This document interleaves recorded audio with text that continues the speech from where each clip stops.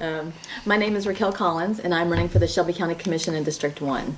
I hadn't really thought about running for office until a couple of years ago when we were picked by a birth mom, one of 250 families, to be the parents to her son and to make sure that he had a life that was full of opportunity. And when I started looking around Shelby County and also looking at my own mortality because we had adopted him as older parents, I started to wonder, would he have a life full of opportunity? Would it be one that had quality? And when I looked around Shelby County, I was worried that if I died tomorrow, he might not have an opportunity for a full life. And so I went to a meeting after the presidential election, and it wasn't, I wasn't upset about who won the presidency. I was upset more about the divisiveness that was coming out of the administration. And so I went to my first meeting because I wanted to now get active and get engaged with my community. And a woman mentioned that we just needed more women in office. And I sat there, what felt to me like 10 minutes, but according to the girl that was sitting next to me, it was about 10 seconds. And I stood up and I said, my name is Racquel Collins and I'm going to run for office. Wow. So I started training on how to run. I went home and told my husband that I was going to run for office. And he started laughing at me because he said, you don't even like politics. You don't even know politics. And so I started Googling how to run for office. But I thought, there's not going to be anything online to show me how to do this because it's usually going to be an older white gentleman, which I am obviously not. And there ended up being a program for Democratic women on how to run for office. And so I applied to that program. I got accepted. And I spent 7 months learning how to run for office, how to talk to people across party lines. And so my anger turned into a passion for my community. And I started focusing more on, less on the divisiveness and more on how to bring unity back to my community. So I have started meeting with teachers because I wanted to get, public education, of course, is going to be important for me since I have a 2-year-old. I want to make sure that he has quality education. And so when I started speaking with teachers, I started to learn that they were paying for their own school supplies. And I thought, that's just crazy. And so I'm now working on a nonprofit called Stand for Teachers, where I will raise money and offer $500 grants. This is the big sky idea. But $500 grants to each teacher in my district so that they can buy their school supplies and not have to use that money out of their pockets. We're still in the early phases. I was hoping that I'd be up and running for the upcoming academic year. That's not going to happen, it looks like. We're still working on paperwork, but maybe for next year. Certainly for next year. Well, as the husband of a teacher, thank you. Oh, you're welcome. Why District 1? Why did you decide to run for County Commission in District 1? Well, originally it was going to be school board because I was really focused on education. And then I started looking around, for me, my passions are more than education. I'm also a military veteran. I served in the Air Force in the early 90s as an electronics technician, so I got to train pilots in enemy warfare. And I realized, or I learned that there were 55,000 veterans in Shelby County, and a lot of those veterans are not getting access, or timely access, to the benefits that they deserve. Healthcare access, veterans benefits, jobs and placement and job training, some housing. And so that became an important focus of my platform. And then I started going to the Memphis Bus Rider Union meetings and learning about the transportation issues that we have here. I was also learning at the time that millennials love Memphis. They're coming here, they're flooding Memphis, but they don't stay because we're not giving them a life that they're conducive to. So that transportation piece will solve the issues for our community that needs access to transportation so they can connect to their jobs and their communities and their families, but also give our millennials this lifestyle that they want to keep them here and helping us grow Memphis. So those became the 3 things that were really important to me: public education, veteran services, and transportation. And being on the school board wasn't going to be enough. So that's why I decided to run for county commission. Do you live in District 1? How long have you lived there? I've lived there for 4 years. I moved there in 2014. I originally moved to Shelby County in 2008, so this will be my 10-year anniversary coming up in July. What brought you to Shelby County? St. Jude.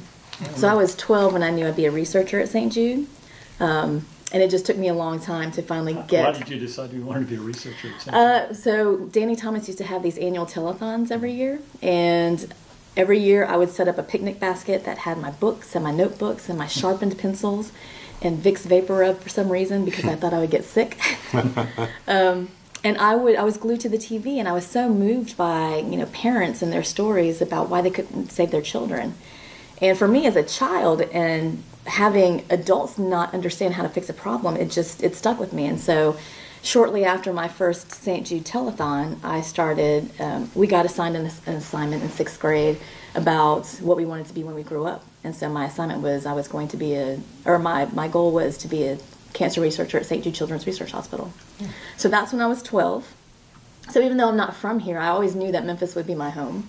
And then I ended up moving downtown first because it was close to work, and then ended up buying my first home in Midtown, which is really something, to be a first-time homeowner and to feel like you've reached the pinnacle of your success when you're able to buy a home. I loved Midtown, and then my husband got stationed at Millington, at the Naval Air Station. He's a captain in the Navy, and so he had already had a house there when he was moving from Seattle. And he said, well, let's just consider living here. And I thought, there's no way I want to drive 30 minutes because I had already done a commute between Washington, D.C. and Baltimore in my younger years. And I said, I'll never sit in a car for 30 minutes. And I ended up really falling in love with the community. I love the space that we have. I love the fact that we have a yard. Right. Yeah. Right. In Millington, I can put my kid, let him play outside and not worry about, him being hit by a car because we have ample space for him to run around. I love my neighbors. I love the sense of community that we have in Millington. I am more accustomed to rural areas. I went to school in Radford, Virginia, which is in the foothills of the mountains. And so that's always been my comfort level. I don't like big cities. I enjoy visiting big cities, but I don't like to live in them. I'm never going to be a downtowner, a Memphis downtowner. I'm always going to enjoy the community that comes with people that believe in a simpler life.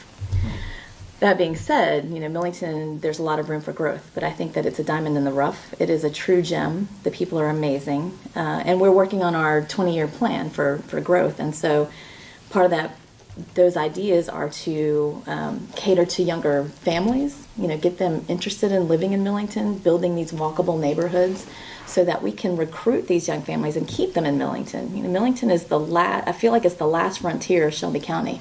I don't want it to get too big, but right now, we don't have our own movie theater. We don't have a lot of space for our children to play. We do have parks, but in the summer, you can't really spend a whole lot of time outside here. And so it's a place that I want to retire. I've already told my bosses I'd love to be able to retire from St. Jude. Hopefully they're on the same page. But this is a place that I want to raise my child. I want him to understand what community and taking care of your community means. I want him to understand service. Memphis in Shelby County is a great place to do that. And we have a lot of work to do here, but there's been so much that's given me hope over the last couple of years. Tell us a bit about your district, you're running in District 1, and what defines it, and what are sort of the challenges and things you want to address. So District 1 starts just north of Fraser. It doesn't include Fraser, but it includes North Haven, if you're going up 51, Lucy, Woodstock, as far west as Shelby Forest, and then encompasses all of Millington, Arlington. It actually comes down and picks up northern Cordova in that Morning Sun area, and then a little bit of the Raleigh, Egypt area. So it's an interestingly drawn district. Quite a diverse area too, right. Economically and otherwise. Exactly, which is why it's difficult to really nail down specific issues. But when I've been knocking doors, we've probably knocked about 900 doors since May, since after the primary.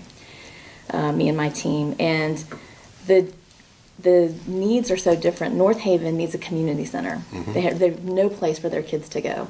They also need a space where the elderly can come if they want, because they're staying in their homes all day. There's a lot of blight in North Haven, and so I'd like to be able to write ordinances that punish these property owners that let these lands go vacated or even blighted. So talking about doubling their property taxes if they don't take care of these. And then if they don't take care of the lands, get them back for Shelby County and let us use that for something productive.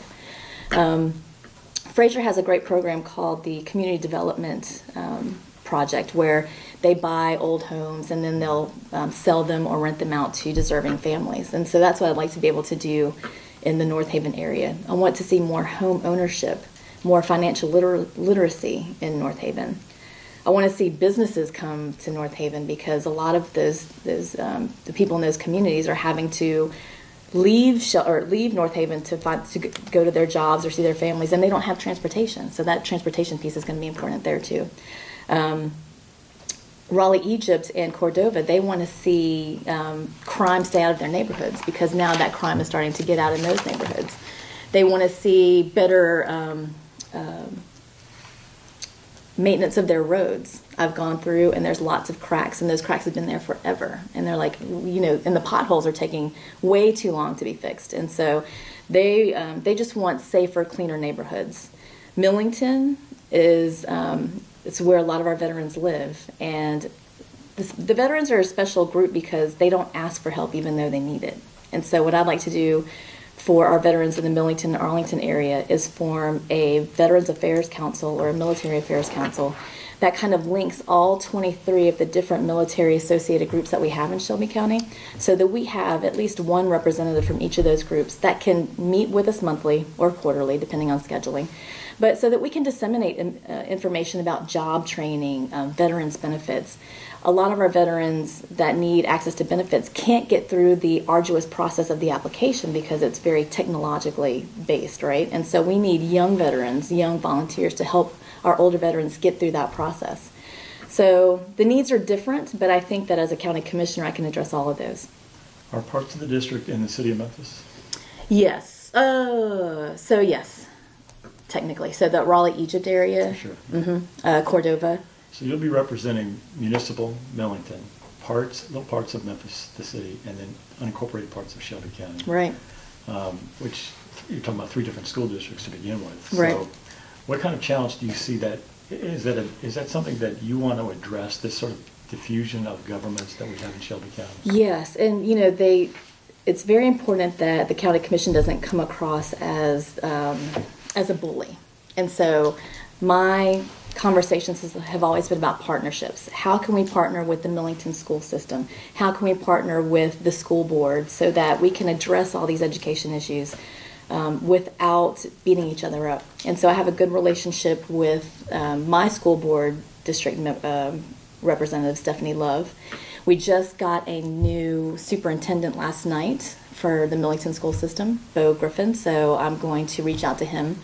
And I want to have these regular conversations about what we can do to move our education system forward and not have these barriers that have been existing in the past.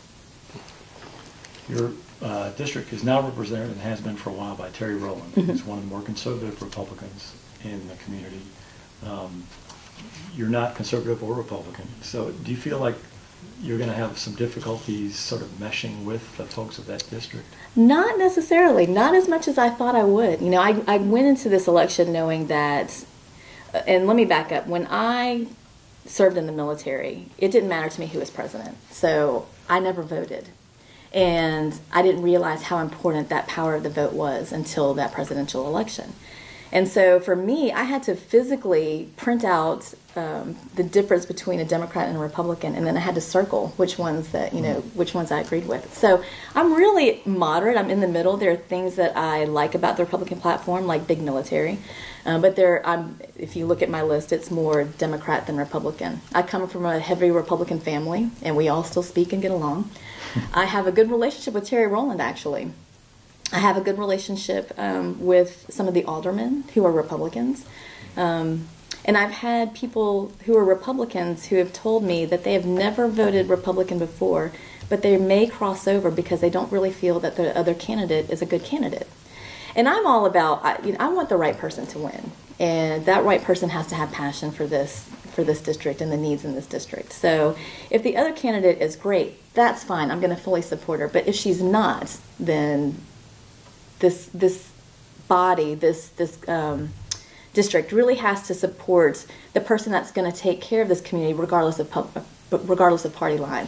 So I've been able to, in my message, when I do meet with staunch Republicans, I say, for me, it's not about party, it's about the people. And they can see that in my, hopefully, that I'm authentic about that message. In the beginning, if you go back and look at my history, I was really angry. So after he got elected, President Trump, I was the one that was on Facebook consoling my friends because they went into this huge depression. It was really a downward spiral for a good couple of months. And I was saying, it's only 4 years. We can get through this. We've disagreed with our presidents before. But then the divisiveness started coming, and having just adopted an African-American son, it really started to hit home. Me being an immigrant, it started hitting home. And so I was really angry in the beginning and not supportive of this president. And then I realized that it can't be, that's not how we're going to unite. And so I say nothing negative anymore. I focus on the issues that are important for my community regardless of party. And I've gotten a good response from that. On the other side of the same token, you're also military. Yes. I would assume you think that would help you relate to folks in the military.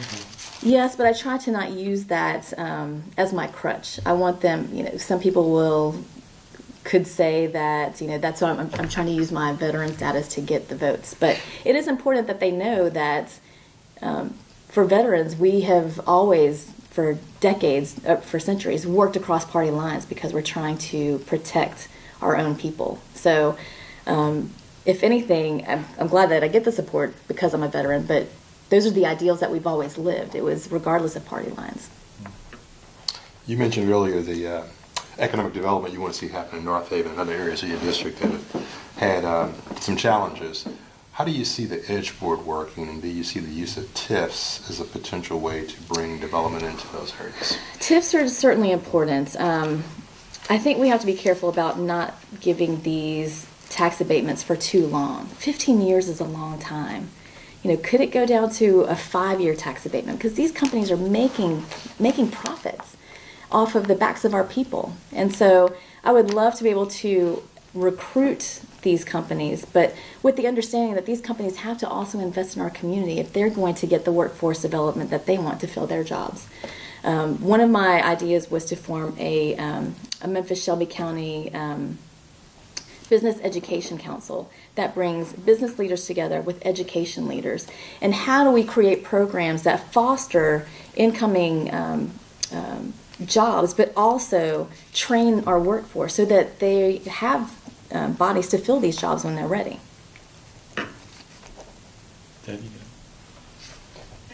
Tell me a bit about your career at St. Jude.